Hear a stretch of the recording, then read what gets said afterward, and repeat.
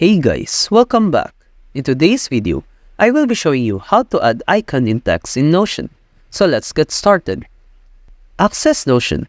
Open the Notion desktop application or connect to the Notion website via your desktop web browser and log into your account. Create a new page in Notion. Where you want to add emojis, give it a suitable name such as Emoji. In the text section of your page where you want to insert emojis, simply type the abbreviation or text format of the emoji you want to use.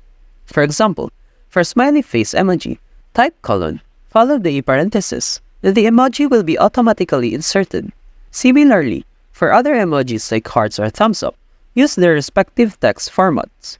Alternatively, you can type a backslash followed by the word emoji in the text section. This will display a list of all available emojis in Notion. You can then select the emoji you want from the list, or click on the plus icon to search for a specific emoji.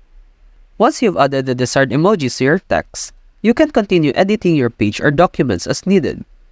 After adding emojis and completing your edits, save your changes and exit the Notion application or website.